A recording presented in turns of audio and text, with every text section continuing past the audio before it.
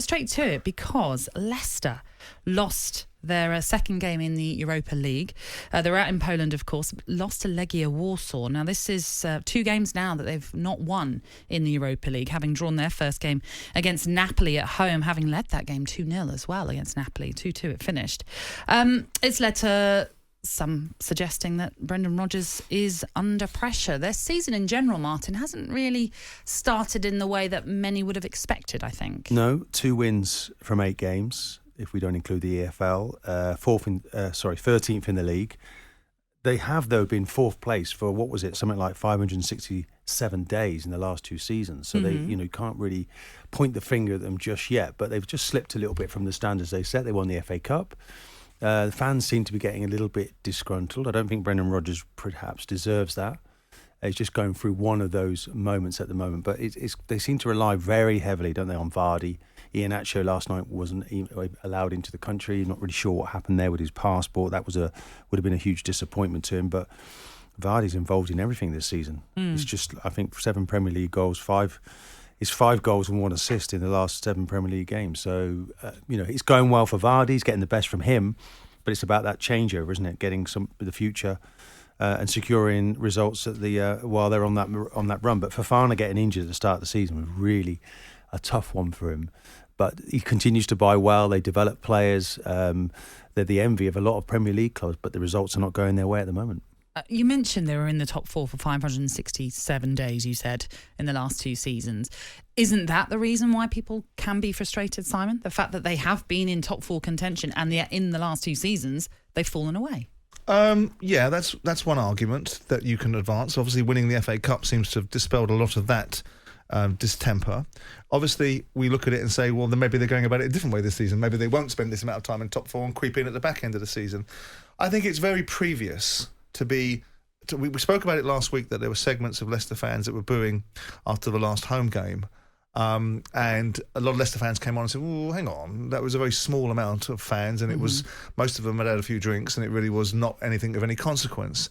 And I think we discussed it on the level of, no, I'm not sure that's right. I mean, Leicester have got, like most clubs, but more than it would appear, a few clubs that are doing well. A lot of their key players are out, and they've not got the balance right now. And I think to turn it into a situation where Brendan Rodgers should be under pressure is, for me, I have no dog in this particular fight, no vested interest in Leicester. I like Brendan Rodgers as a man, and I think he's a very good manager.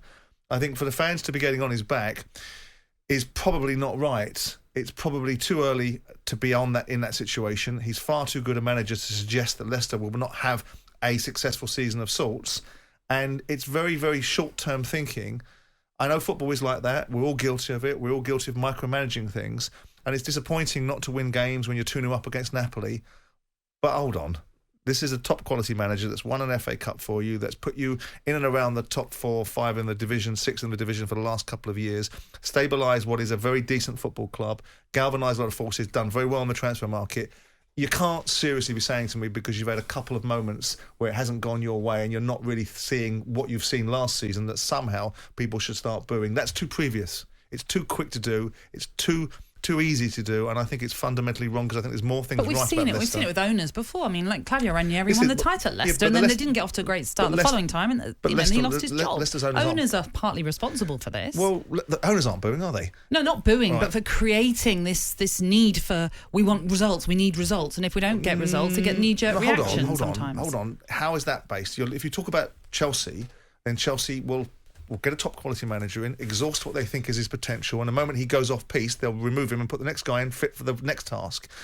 Most football clubs, Manchester United being the classic case in point, will look at something pragmatically.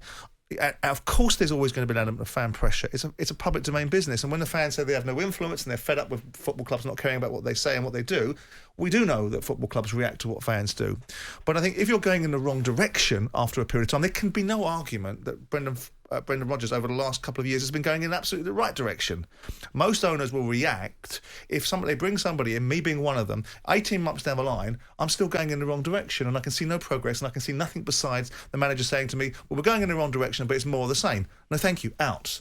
That's when an owner becomes decision-making, and people can say it's reactive. In this instance, how can you possibly say that they've gone in the wrong way, but for a very small period of time that they're not hitting their straps the way that the fans want them to. He's put very strong foundations into that football club. It's what you do initially when you go in. You see the improvement in the players. I think it's just a temporary blip, what we're seeing with them at the moment.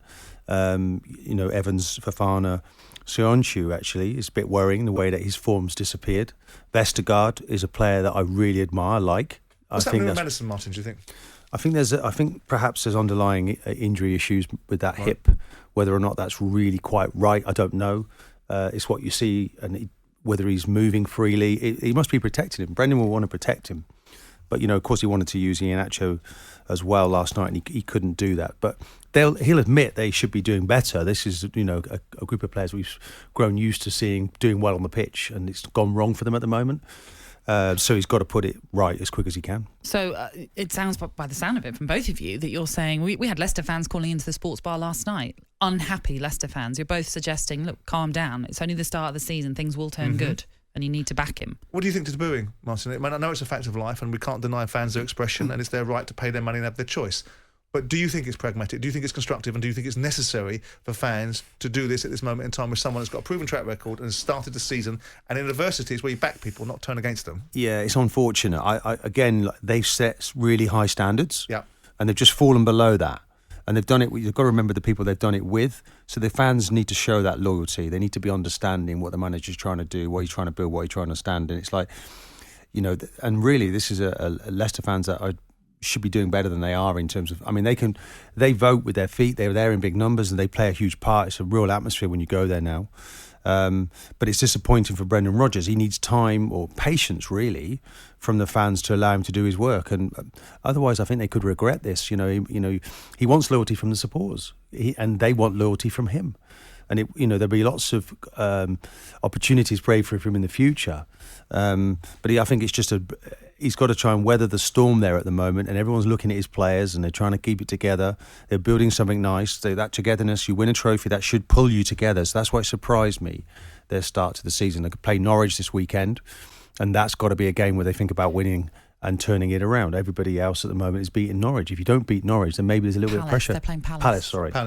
Palace. Yeah, I can't get a signal Careful in this with building. That one, Martin. Careful with that one. Well, I can't get a signal.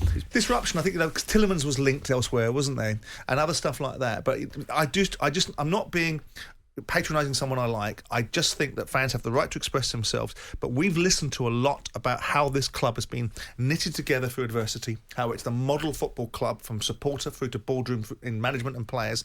So we really can't be having, at the beginning of a situation where things aren't quite where you want it to be, a section of the fans going off-piste and being a little bit destructive.